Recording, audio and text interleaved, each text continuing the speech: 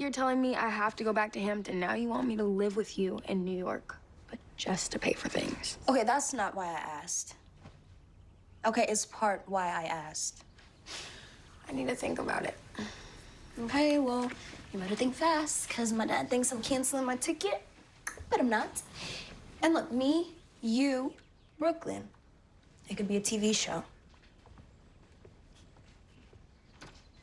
All right, Greenleaf fans, that was a little snippet of the episode last night, and we know for a fact a spinoff is in the works. And as I was saying, that was announced before the first day. Basically, it was announced. If memory serves, we got the first official little promo.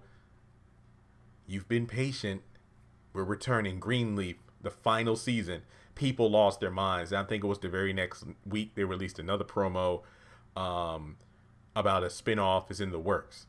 And I remember saying, hey, what we need to do throughout this entire season, what we need to do, pay attention to like certain lines of dialogue, certain storylines that may not be finalized by the final episode of the season. Basically, like, check out all the episodes, see if there are any unresolved storylines by the time we get to the finale, because that might be the foundation of the spinoff. So last night in the episode, and if you watch my episode review, you know that I gave the episode a 9.5 out of 10. I would have given it would have gotten a 10 out of 10, but the Zora scenes were the only scenes I did not like.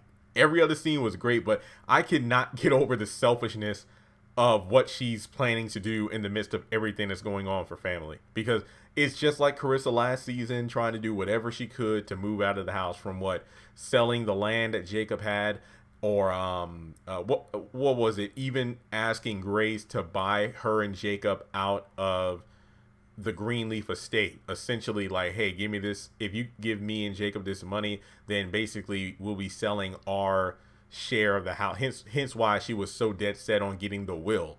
Basically, hey, when May and Bishop pass and leave the house to you all, me and Jacob will just have the money you gave us, and then I guess it will be just Charity and Grace who would have the house, if I'm not mistaken. But in any case, you have Zora, who has no plan, no money, expects everyone to buy everything for her, because the biggest thing was her asking Sophia to ask Grace, because yeah, your mom has all that money Lionel gave her, so why not just ask her to use that money to go to New York with me? And basically Sophia's like, wait, you only want me to go so I can pay for everything. That's not everything about it. I mean, we'll have a good time, and me and you, it could be like you, me, Brooklyn, it could be our own TV show. And I did a video about a couple weeks ago about should a spinoff happen, and I said in the video, I love Greenleaf. Yes, I was late to the party, but I love the show.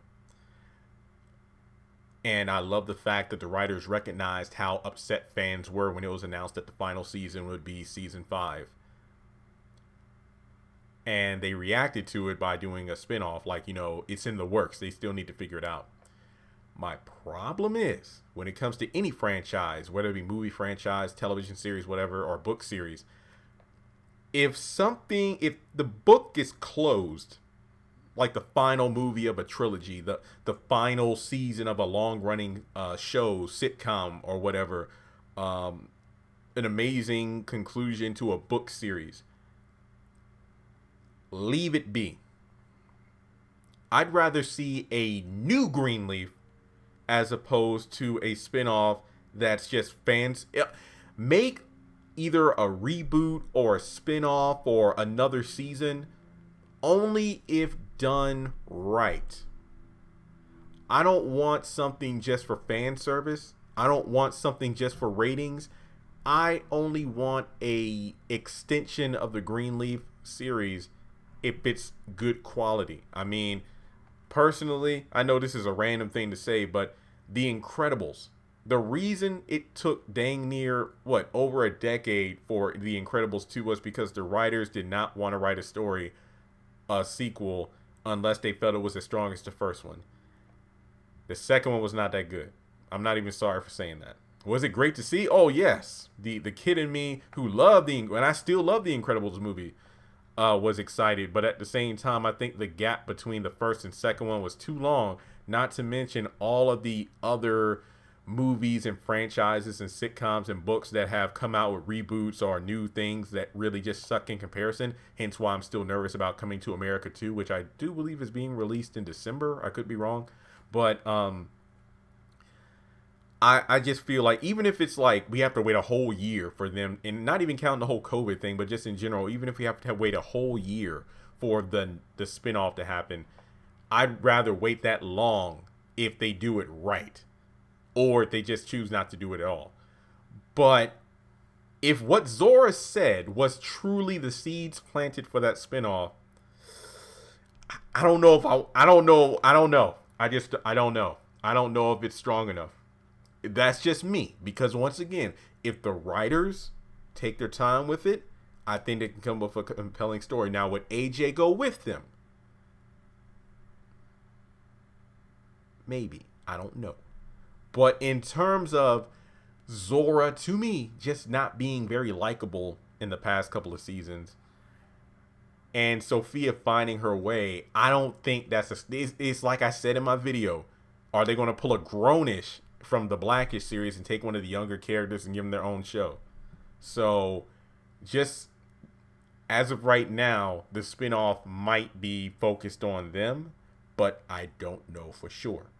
I'm just saying that last night, I just did not like the Zora scenes at all. They definitely slowed down the episode, because with everything that's going on, this girl with no money and no real plan is taking it upon herself to pack up and everything. And you know, the crazy thing is, after that heartfelt moment at the church where Bishop brought the house down, everybody came together, everybody's happy.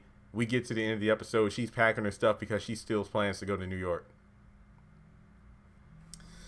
Man, but let me know what you think in the comments section below. And again, hey, like I said, a spinoff I feel is great, because the OWN network really doesn't have a lot of strong stuff in their catalog anymore, because shows have either ended or canceled or been canceled. But please do not do a Greenleaf spinoff unless it's right. Unless it's done right. If it ain't done right, I don't want it at all. But I'll probably still watch it, because I know people want my thoughts on it. But let me know what you think.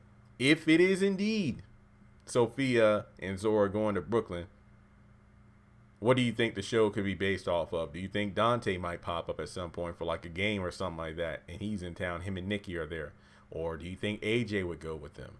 I mean, I don't know. I mean, AJ is just starting to get to know his family and everything, his parents and whatnot. And I don't know. I think maybe I'll do like a part 2 to this video after next week's episode, because it really is hard to believe that this time next week this series is over. But we'll have to see what happens. But thanks so much for tuning in, guys. Check out my episode review and trailer breakdown for last night's episode, the review for last night's episode, and then the trailer breakdown for the final episode next week. So as always, thumbs up the video, hit the bell the bell icon, and hit the all button so you stay notified when I post content. Follow me on social media. Links are in the description below. And if you'd like to donate to the channel, which is not mandatory but appreciated, feel free to hit me up on PayPal, Cash App, or join Patreon for as little as $1 a month. Thanks so much for tuning in, and I'll talk to you soon.